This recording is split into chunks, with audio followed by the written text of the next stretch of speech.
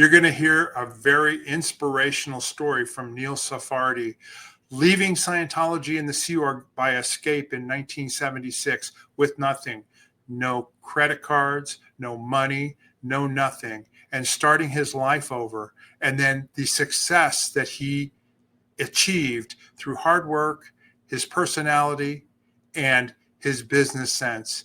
And you're going to hear how he went from having nothing to retiring and really achieving. I think you're going to find this inspirational, particularly anybody who had been in Scientology or the Sea Organization and has been struggling. This is an inspirational story that you don't want to miss. Stay tuned.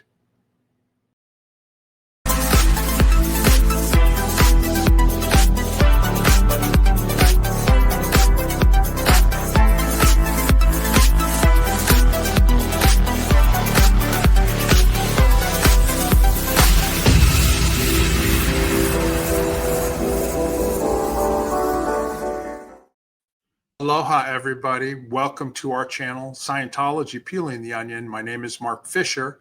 I'm here with Janice Gillum-Grady, my co-host. Aloha, Janice. How are you doing today? G'day, Mark. G'day, everybody, and welcome to Scientology Peeling the Onion. And we got an interesting show today, huh? Yeah, we've got a great story. We have a great story with a returning guest. And as we were talking beforehand, this is really somebody who's really turned into a success from having nothing after left Scientology and the Sea Organization in 1976 out of the Rehabilitation Project Force. Right, Janice? Yeah, it was a escape in the middle of the night and a bus ride, which we cover in our last story. But he goes from rags to riches. You know, after he leaves Scientology, he's got nothing, no credit report, no money, no nothing. And he built himself up to, he's now living a life of luxury, retired. So let's just bring on Neil Sarfati. Aloha, Neil. How you doing? Gold and diamonds. Thanks, Jack. I'm glad I live in a secure building with lots of security. We're going to carry on with your story because where we left off at last time, you know, you had left and escaped from the RPF in Clearwater in the end of 1976 and had nothing and went to New York to your mother's house and worked in a record store and then eventually became a club manager, a jazz club in New York. And that's kind of where we left it off. But you wanted to talk a little bit more about what it was like when you first get out and you actually have nothing. So go ahead. Okay, so there I am, and I'm at my mother's home with my stepdad, and they love me. And I'm lucky I had some great friends. My friend Joe, which we'll talk about, who was became a brilliant and well-known illustrator of book covers. But at that time, I had no passport, because they still had my passport, no driver's license, no credit cards, zero. I had my identity of who I was nowhere. If you look at my Social Security at the end of the year, it's 8 years of zero. You know, right? So, and how old were you? I was 31. This is 1977, right? 76, 77? Yeah. 77, I became 32, you know, but so I'm there. And so I have to get a credit card. So the only way I can get a credit card, I found there was a store called EJ Corvettes, which is no more, I was able to get a credit card. So now I could start. And so I immediately bought $5 and $10 worth of stuff. But I needed a job. So my mother had this great friends. One of them was called Evelyn Steiner. You might know from you working with sports, her son is Brandon Steiner, who created Steiner Sports Memorabilia, which became a $30 million company. But Evelyn got me a job in a record store. So there I am selling records. And the sad thing about it is, since I was in this cocoon, I didn't know any of these people. It was the middle of disco. And so I learned how to do that. Matter of fact, she introduced me to a guy named John Nicolella. Now, John Nicolella was the production manager on a movie called Saturday Night Fever. So Aha! A little movie, yeah. a little movie. He later on became one of the directors for Miami Vice. So I tried to become, well, I became friends with him, but then I knew that John Travolta was in it. And at that time, I was paranoid whatsoever that I'm going to be found out and where I am. So I didn't pursue that. And I really didn't want to go into the movie business per se, because I already did 12 hours a day, 7 days a week. And I knew that's what the movie business is, you know? And I really didn't want to travel. I wanted one day to have a family and have a job that is kind of normal. So I worked in this music store. And a cute story is I saw some of the managers coming in or who worked for headquarters stealing things, taking records. So stupid me, I went to the president of the company, told him about it. And I lost my job because he was part of the stealing. So that job ended. My next job was Manny's Music Store. I was a sales clerk in this, making almost minimum wage. And now and then some Scientologists would come in. One came in, her name was Scooter Bennett. It was just nice to see somebody, but that was it. Okay, so this is Manny's Music Store on 48th Street, a world-renowned music store. So, matter of fact, Henry, who was the owner, I gave him an idea. They were making a fortune retail, but they weren't doing much in mail order. So I wrote some designs for him, and he really liked it. But that place was not for me, and I left that job. And the next job I got was managing a art frame store, framing people's art and all that. And I taught myself pretty well how to do that, and that was great. And then I was moved. Then the next job I had was, it took me a while to get it, but was at Eddie Connor's Jazz Club. So I went for the interview, and they asked me, well, what do you know about kitchens? Because I had a kitchen. I said, absolutely nothing, but I know how to make you money. So they liked that answer, and that I was a musician and that I knew the business. I got the job running it. So I learned about kitchens. After Eddie's, what happened was the Hilton bought the whole block, and our rent went from $2,000 to $20,000 a month, so we went out of business. This was on 54th Street between 6th and 7th. So we tried to put get another club, but it's difficult. But what I got out of it is Eddie Pulser, who was we talked about, and his wife became great friends, and they were there for us, So it was always great. And then I had a friend who worked in the food service industry, meaning corporate dining. There's a whole world that people don't know about. What year was this? What year was this, Neil? This was 1986. Okay, so this is 10 years after you left the Sea Org, yeah.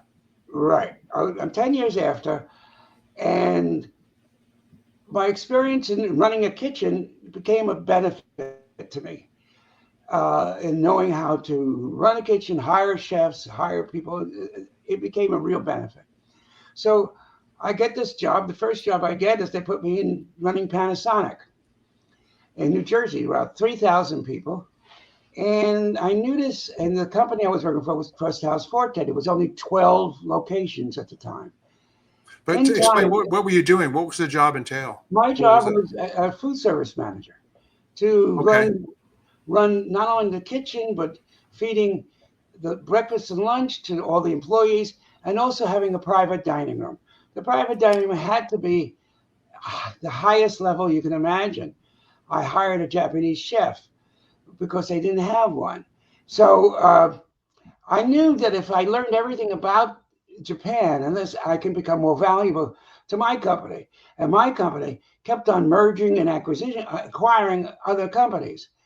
So Trust House Forte became a company called Gardner Merchant, and anybody from England will know who Gardner Merchant is. They also owned the Trust House Forte hotels, which are a big chain of hotels in England. But we were not a hotel business. So the company I was working for was a small company at the time called Trust House Forte, and the president was a gentleman named Mike Bailey from England. And we became friends. And then as the company grew, I knew I had to get to become really a specialist. So I figured, let me get a niche area, and that happened to be Japan. So everything I learned about and became friends with the Japanese, and I drank with them and ate with them, and I just learned everything that I possibly could. I brought in a real Japanese chef, which was a difference. And in time, I got the girls, and they call them girls out in Japan, faxing me at that time, and then later on emailing me what their bosses liked or didn't like. So when the top executives would come in the private dining room, I would make them bento boxes that they would love to see with the food, and I would bring in the fishes that they want and all that. Also, what I did is when they had American guests who didn't like that type of food, I would make a bento box that looked like it. It looked like similar to what the fish they were having in meats and stuff like that. So it was a real, and I also knew in the Japanese society, in the food service, if you can come back with a surprise afterwards, that's what I would do. I would surprise them with something that wasn't on the menu, some delicacy, some green tea and ice and red bean sauce ice cream, something special. I had great chefs, graduates from the CIA, which you'll see a picture of me lecturing there.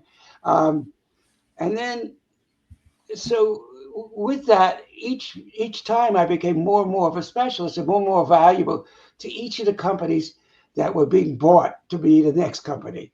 So finally winds up with a company called Flick International, which got bought up by Compass Group. Compass Group is an international food service, the largest in the world with, I don't know, hundreds of thousands of employees. So my specialty was Japan. So after a while, when they acquired companies in Japan, they would send me over. So I would go over as the specialist. So this is me in Japan with, and soon later, the woman next to me now is the chairman of the board of Panasonic North America. And she's an old dear friend. So that's who these people are. That was probably in 2003 or 2001. So from that, and this, they wanted a best practices best practices of what they do in Japan and what they do in the United States. So what we have here is you see me and the two to the right of me, two persons, bald. That's the chairman of Panasonic then. Behind me, the tall gentleman is the chairman of Panasonic North America for food services. And these are the best practices people that I brought and we did. One thing we don't have a picture of, I brought them to Times Square. And Panasonic had, at that time, one of the big neon jumbotrons in Times Square. So I had them filmed. I had a film crew there to film them. And while they're seeing their names up in the jumbotron, and the pictures of them in dancing in Times Square. So that became a really.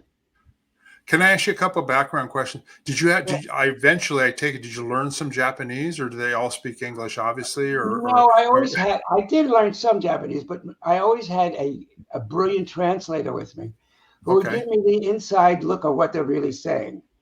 So this way I knew what to do. Matter of fact, on one of my trips to Japan, there's a cute little anecdote. I met with the head of, they bought this, a vending company for $700 million. And, and that was a small company to them. So I'm there. Right. Well, 700 million is nothing. So I'm there having dinner with them, and because I knew the Japanese culture, they're talking to me, and they wanted us to buy a taco place, and the taco place was called Charlie's Tacos, and they didn't understand that Charlie's in the World War II was not a good name for Americans, So, there's several whole bunches of stories. So I said, tacos, and I said, it's successful. I said, yeah, where is it? It's in the place where there's a big Air Force base. I can't remember the name. It was an island off of Japan, not Yokohama. Okinawa. Is it Okinawa? I'm not sure. Is that where the base is? Well, yeah. I said the reason that they're selling a lot of tacos is you've got 9,000 Americans there, and they would eat tacos. Japanese didn't eat, at that time. So we kind of left that, and there's a whole story behind that, but that's another time. So now I'm doing well, and then you might have some more pictures of this, and so I learned everything I could, and the company I became the National Food Service Director for and handling the Panasonics, mostly around the world. And then I took created a job called Senior Advisor for Synergistic Partnerships, which basically integrated Panasonic with other companies, my companies, and seeing what value they are to help each other. And that just solidified my presence in the company. Okay, now I have to ask you a question because you had no resume when you left in 1976 for the Sea Organization. No. Zero, no food service. You were a musician who was on a cruise ship, a cult ship called the Apollo in the Mediterranean, and now you're like the national director of food service for Panasonic, which is a worldwide corporation or worldwide, whatever. So how did this all, resume wise happen? How do it sounds like your personal relationships and your ability shone through, and they didn't care about your education and all that. Is that right? That's right. Well, my first resume, my mother had a little store, and she had a company name called Esquire Cloth Company. So of course I worked at Esquire Cloth Company. I'm a musician. I was able to put down that I traveled in Europe and all that. Yeah. And then with my friend Jill, we created a company called Creative Vision. And so this company, Creative Vision, was responsible for teaching and helping people expand their portfolios. At that time, it was just me and her, and that's but we used that. And then each time, I did not use, when I joined Compass Group, that I worked in these little places. It just was enough time to running a frame store, and but Eddie Condon's helped me because that was the part that I could actually be real. But now it didn't matter because I knew how to create relationships, true and friendship relationships, which you don't learn. The amount of things we didn't learn with meaning. Even in university or college, they don't teach you that. What? Right? Sorry. Even in university or college, they don't teach you about learning relationships. Yeah. Go ahead, Janice. Well, I know when I left Scientology, and I had no resume just like you, and I needed one because to work in the finance in mortgages, you needed to submit something to the state.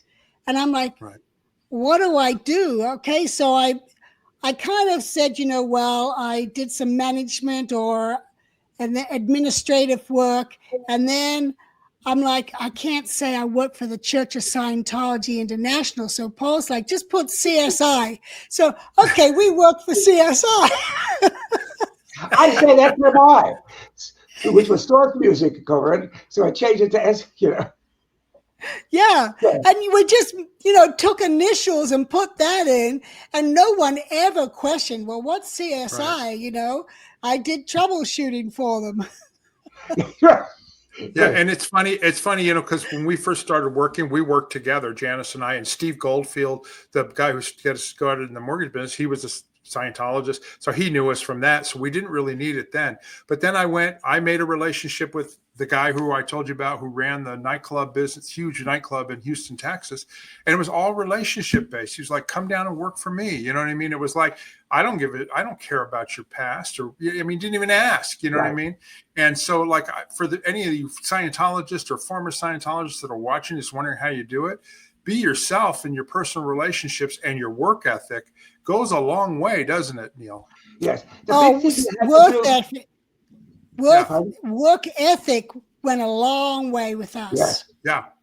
Well, you had to undo a lot of crap that you had in your head, and stack bullshit, bull, and all that. You had to, how do I make my staff feel better? How do I get them to produce? How do I make my clients happy? These are the important things. They're more than just that moment. So I had to uneducate all the crap that was in my head that was unimportant or was misleading. It was, what do I say? Excuse me, I would work for an organization that was kind of saving the universe and the world. So you forget all that. So, but we all three know that it's relationships that make business, always. And because of those relationships, I became quite successful. I'm very proud, The other thing about work ethics, Janice, is that we went from working 16 hours a day down to 8 hours a day, and had the weekends off. So it was like, to them, we were like, we're not working overtime. We're going to put in extra. No, you don't need to do that. What are you talking about? Well, I remember I was like quite surprised when 5 o'clock came. Everyone was gone, and files were up on the desk. No one finished their cycle, finished what they were doing before they left. It was like, oh, it's 5 o'clock and they're just gone. I'm like, really? And then what really surprised me, Neil, is the way employees talked about their bosses. Yes. I grew up kind of more military type of thing where you didn't badmouth your boss. You didn't natter and talk badly about what was going on. You kept that in your head. But these employees were like, I'm like, really? This is how it works out here?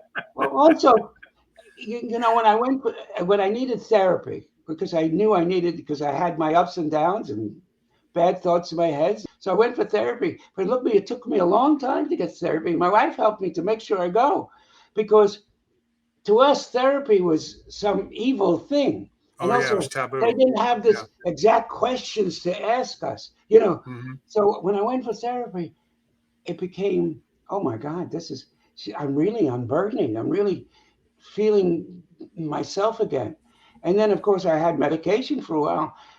So all these things that were supposedly bad for us were useless, So like Janice says, yes, working 8 hours a day. My day ended at 3 o'clock because it started at 6. So I'd get home and I had a beautiful backyard. It's like, hello. And then the weekend, and then vacations. Yeah. I'm getting paid to go on vacation. I'm seeing a doctor who's correcting certain problems I have. A doctor. Wow. So that whole world, I feel for the people that's still there. I just can't imagine. I feel for people who are left and the difficulties that they're facing. Please understand that you can be a success. Yeah. It doesn't matter. Go on, Neil. I mean, it's hard. I've done all these crazy jobs at the beginning, but each one taught me a different thing of how to be in this world. I was in a different world for 8 years. I needed to be in this world and to make a living out of it. And I enjoyed when I just made anything and I could eat anything, Right. At whatever time I want. I could watch TV, and learn about the world, and each of the jobs became, and then finally my last jobs were just absolutely wonderful. Yeah. I remember, Neil, when we first got out, that a simple pleasure for me was on Sunday morning to go buy the Sunday newspaper. Yes. And go get a couple of donuts at the donut shop and a Diet Coke, and could sit all morning and just go through this massive newspaper. You know what I mean? And read it. That was a joy. What I had a fireplace in my new home in Westchester, New York. So there I am reading the New York Times, just opening it up, and there's the fireplace, and my wife across the way from me, and going, "Yeah, this is life," you know. Yeah. Well, Yeah.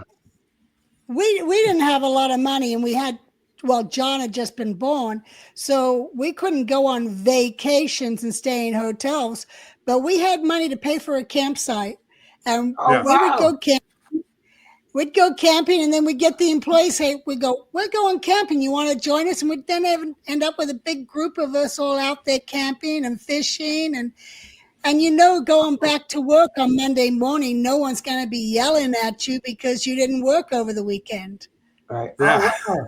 Did you have a tent, or did you bring it? we Oh, we got it. We got a tent, a secondhand tent to start with. Later on, we ended up with a 2-bedroom tent, and we never went with the RV, but we did upgrade to the 2-bedroom tent. The kids had their own room, we had our room, but it was always fun. And then we'd all go out hiking, and then barbecue together and just hang out and be normal. Yeah. Let me, Neil, let me show you these photos here. Why don't you explain to everybody what this is here? okay. I had the idea of running a cooking class for the executives and people in Panasonic. There's a picture somewhere there of the chairman. This is the film crew, and they were recording it. And so we started teaching them basics about how to cook. As you see, it's the Panasonic Cafe Culinary Experience. And so it would be broadcasted. Panasonic had thousands of employees. I don't know where it went. But my chef, Anthony at the time, and BB, who was running the business for me, that business, it was great. I enjoyed it a lot. I was dancing down the street. I was already a little drunk from the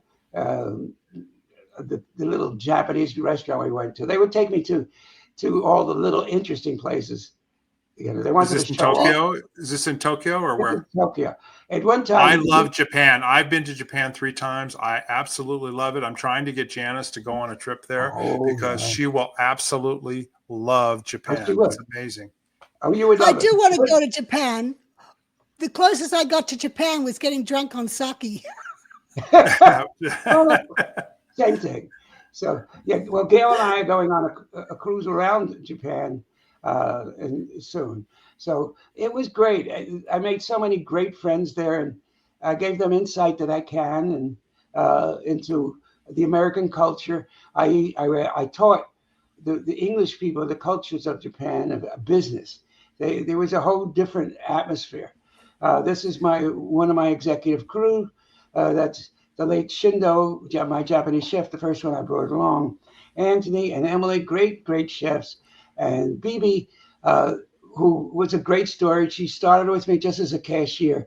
And over the years, she learned everything, and I turned over the whole business to her. So she runs all that operation for me. And yeah, so it was great. Now, let me ask you this, because didn't you go from the Panasonic into other, like you said, did you expand your business or how? I expanded the business from Panasonic. I kept Panasonic because I got a good income from them. So I didn't want to lose that. So I kept that, but the company started a thing with these little grab and goes. And at the time, the grab and goes were just in businesses where they would sell knickknack and T-shirts and stuff like that and candy and stuff. I said, no, if you got a food service of it, you could. So this is the design that Anthony designed. Anthony is now the senior vice president of the company for this area. And it was a great grab and go. I had 3 of them in one location as a test case.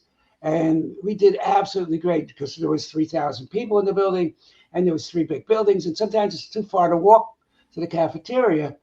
And it was an upscale cafeteria. It wasn't what you could think of as really a place that you want to go with fresh sushi, fresh Japanese food, fresh delicacies. This was all subsidized by hundreds of thousands of dollars. I served Starbucks and Dunkin' Donuts in these places. because Now, some people where like is this? Where is this in? Is this in a Panasonic building, like this is in in New Panasonic in Secaucus, Secaucus, New Jersey. New York, Yeah, New which is right Jersey, New outside of Jersey? Manhattan. So Okay. to please them, because people like Starbucks and they like Dunkin' Donuts, so I'd Dunkin' say Donuts. both. Yeah, because there's two different types of people. So from that, it was just great. Just I had an absolutely in time when I left, I think there was 700 of these Outechs. Hold on now. This was Wow. your business. This was not No, Panasonic. This was your no. business. This was their business, but I helped design it. You know, it's relationships. We go Yeah. back to and being honest relationships and caring. I really cared about these people. I really cared about what they wanted. How long did you work? Like, when did you retire? Because you I retired. retired when I was 70, when I was 2014. So Okay. I had this business for almost 29 years. Wow. And I went from being a food service manager, learning how to be that, all the way to being whatever I was at the end. And my relationships always with the chairmen of companies, and built that relationships uh, and find out what they need. And I told them the truth sometimes, and they didn't like it. Sometimes they didn't. Yeah. You know, my job was, I believe that they looked at me as a person that would tell them what's happening in the street. And honestly, and be honest about it, right? They had enough trust that I said, "Hey, no." And You went from this, yeah, right? From this in the Sea Org on the Apollo, right? yes, And you went from this to, hold on, to this. yes, yes, bigger, but yes, that's my lovely wife, Gail. And No, I that's mean, it's just, living the good life, you know what I mean? From being on the rat patrol in Fort Harrison, living in the garage, business with a yeah. corporate, company, Panasonic, and retired with your lovely wife traveling the world, These are my right? three favorite things: my wife, my saxophone, and Miami. You know, those are in the order that I like. And my friendships with you two, it's just great. And Gail is such a lovely lady. Oh, yeah. She's accepted all of us exes. Yes. Every time we see you, she's right in there with us. Yes, she's absolutely never been in, which thank God she's never been anywhere near it. But and she herself became an executive in human resources, and she had a great life in herself. And she started out as a teacher, so she has her own story of going up the ladder. So we were very lucky in this relationships. Right. We talk about like Jan and her friends, and Gail loves all you guys, and we all enjoy each other. If we were closer, we'd get into real trouble. But but so yeah, I'm very, very lucky. Yeah, now I know why when you go on the cruise ships, I mean, you can totally relate to like the buffets that they have there, and because you did all that food service for Panasonic in their Yeah. in their lunchrooms and all that. I mean, it's Yeah, pretty amazing. yes, we were the high end. I mean, when you do a law firm, and the law firm is charging $500 to $1,000 an hour, they're charging that while they're eating. Because they're saying, well, we're doing so. They want what they want. They want the Yeah. best. I remember going down to, I think it was one of the major Merrill Lynch or one of them before they went under, and we ran the dining rooms there, and I would advise them about Japanese, how to do the tea service. I would bring with me a Japanese young lady who would teach them how to do the tea service. The tea service in Japan is very exact, and it has to be done a certain way. Dealing with the Japanese is a whole other thing in understanding gifts. I remember going to Japan on one of the trips, and I brought them, the Yankees won. And so I brought them all hats from the stadium. Oh, wow. And they gave me a piece of heart. I remember taking the Japanese flying in and taking them to a Yankee game. And of course, we had box seats because the company took care of it. Yeah. So what I did is I made them a bento box, and you can't bring in liquor to the Yankee Stadium, or I presume any stadium. So I emptied the Avion bottles and filled them up with cold sake. So there they are going, oh, Nielsen! And I went home by limousine. You know what I mean? So it's the little things that you do in life that will make that person happy. You Yeah. know? Yeah. Like I have something for Janet, and she's going to freak out when I see her. A little something for her birthday. But I'm not going to say it because Gail told me. But That's right. I'll see you in so May, so I better be careful. that's right. Yeah. You better be good. So but the thing that we're talking about is you can have a life after. You can depend on your friends. We now have things called the aftermath. We do have the internet. These are things that I didn't have. I don't think Janet No. had. Yeah. We didn't have it. So these are things that we can help these people. I hope they're listening, and and send me something if you need something. I mean, to talk Yeah. or whatever. Yeah, and it's and there are people who have not made it, so like we want to we're considerate of them too who are having trouble, but the Aftermath Foundation is there to help, and the Michael J. Rinder Aftermath Foundation, we look out for each other, and I'm a happy person. Do you know what I mean? I had a couple of years, a year, one time, another year of absolutely nothing. I was ready to. A woman, the apartment building we were living in, she worked for United Airlines cleaning their cabins. The next day I got the job in food service, but I was ready to go. I had to feed a family. Yeah. That's what you got to do. So I was ready to. I knew how to clean toilets.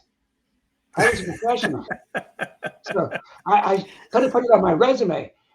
I have a degree, a PhD in cleaning a toilet. Yeah. With a toothbrush. Well, that's right. And maybe a worn down toothbrush, So you know these things. Hey, Neil, you for a joker and degrader, you certainly did make it go right. Yeah, that's right. Yeah. You gotta and understand friendships. I want to tell people, please cultivate your friendships with people. Yeah. Yeah. Those are very valuable. Let me show some of those photos.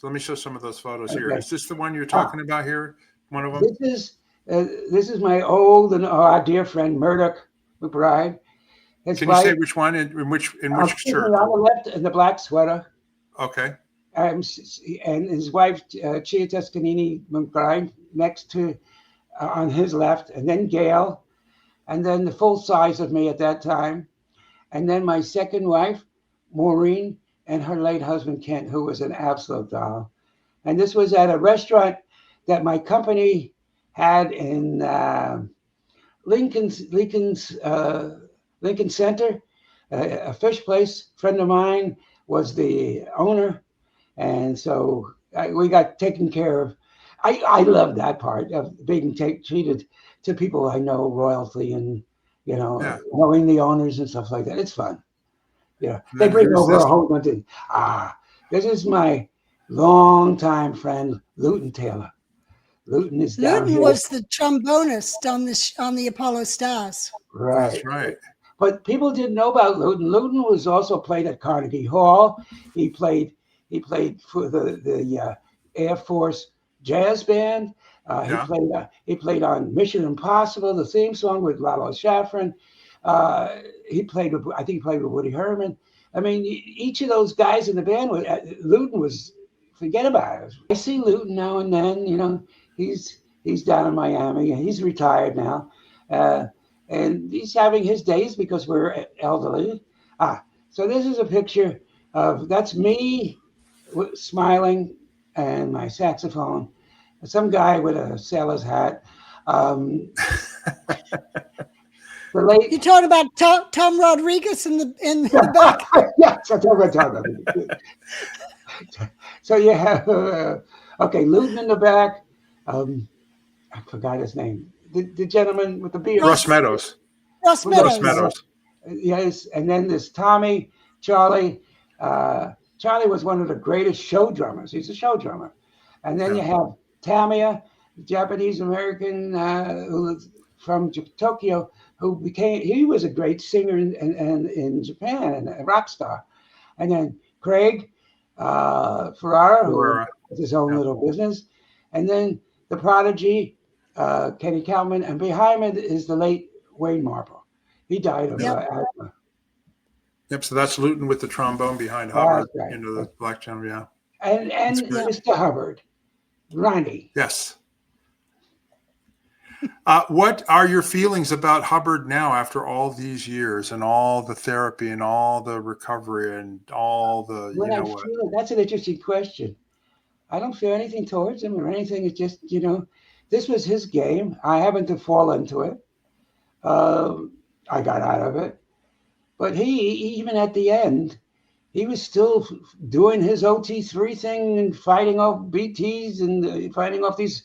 As a matter of fact, I put something on my definition of ordering on one of the sites. But he, at the end, was still, what I heard and what I read, he was still thinking that he needed to do that. So that means all the stuff of how he can be out of his body was all a lie, sadly, Yeah. So about how I feel about him, No, I chalk it up to our life experience. Do you know what I mean? Yeah. I mean, we got to admit, all three of us, we did things that I never dreamed I would have done, at a young age. You know what I mean? In terms of what, I learned and my experience was different because I wasn't on the ship, but you guys were on a ship, you know what I mean? And there were good and there was bad, but the people, like we talked before, is really what I get out of it more than anything. Is I miss the people that I did know then. Yeah. And when they do come out, I'm always really glad to see them. Yeah. Oh yeah. That's the most valuable thing to me, is the camaraderie and friendship of the people that I knew when I was in there.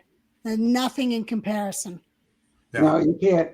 When I saw Janice for the first time, and Terry and her dad at the time, and I met her husband, your husband's, and and my ex-wife Mo, who is still a great friend of mine, and my staff, and meeting you, all this, and then seeing Mike Render, because the last time I saw Mike Render before I saw him before he passed, he was a little guy, and then I see him, he's 6 foot what? I'm still the same size.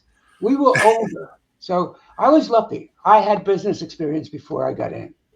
I was already a successful musician before I got in. So I had, some street smarts and stuff, but not enough street smarts to know this was a bullshit. But, that's another story.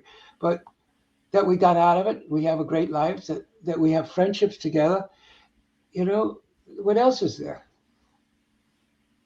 Right. That's right. Yeah. So what's retirement like for you now? I know you and your wife, you like to, you go on cruises a lot, right? It's very difficult. I have a rough time. We have I can look at the beach from where I live, and there's a pool and there's, everything like that. And we go, we love it. We eat out about 4 or 5 times a week. Gail's a great cook and she wants to cook, but let's get out of the house. We go to the movies, we go on vacation, we go to libraries, we go to museums. We love going to museums. Remember, several different museums. We saw a play the other night. We go to play almost every month. Tuesday is date day for us, so we go on a date. But we go to the movies because it's half price. We're cheap. And, so, if I could go to a movie for $5, I'm going to go to a movie for $5 with nobody there on Tuesday. You look fantastic too, by the way. And you've lost a lot of weight. Yeah. I have too. I've lost almost 100 pounds myself. So I understand. And then of course, I was up to 2. Yeah, and you too. I was up to 290. I'm 170 now, and I feel fantastic. So we go on a lot of vacations. We've been to Machu Picchu. We've been to the Galapagos Islands. I did what do you call it in Alaska? Where you slide down zip lining. Zip line. Yeah. And I lived in Paris. We rented an apartment for Paris for a month because I wanted to see Paris and be part of Paris. So we went to Australia. I know how busy he's been because I'll be, hey, Neil, I'm going to be in Miami. Oh, I'm out of town, That's great. She comes to me. I'm out of town. I'm sorry. So, yeah. But no, that's great. I think this is a great story, Neil. You're an inspiration, I think, to any OSA people watching or Scientologists watching or former Scientologists. It can be done, Use your skills, Go ahead, Janice. Just hide your clothes behind the dumpster. And then when no one's watching, grab them, climb the wall, and get on the bus to St. Pete. She's right. That's exactly That's it. You know. And then it's use your skills. You have skills, whether or not you have a resume or not. You can deal with people. You can communicate. You can work. You work hard. Just find something that interests you and climb the ladder. I mean, look, it's not going to happen overnight. It didn't happen overnight for Neil, that's for sure, or for any of us, but you just stick with it and you come out good on the end, right?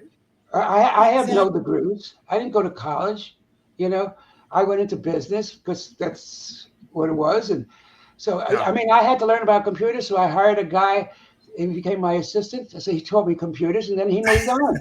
I mean, you get to be, because I needed to know computers. I didn't know computers, So so thank you so much for inviting me.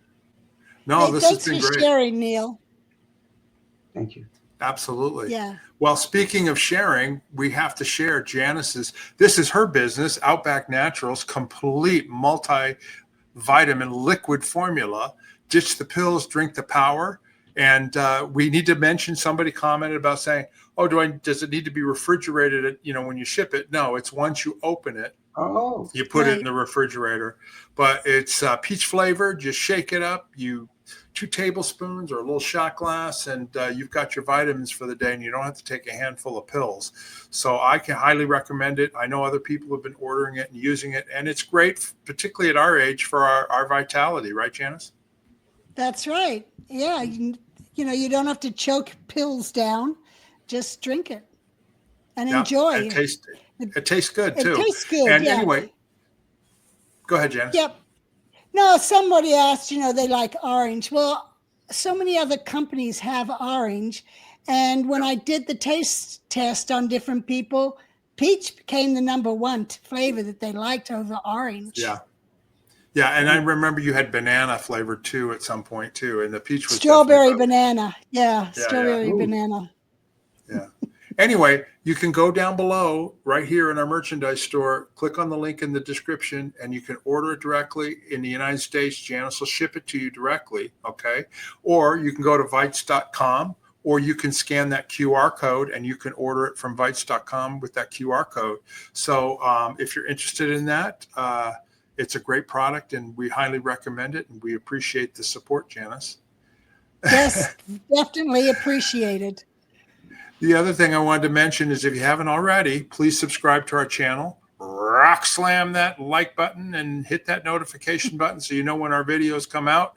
We appreciate it. It helps get the word out to other people and also let you know when we've got another great video or another great guest like Neil on the show. Thank you. If you've got any questions or comments, please, we read them, we reply to them, and just go down below, and it also helps us to know what you like and what you don't like, and we appreciate anybody's opinion.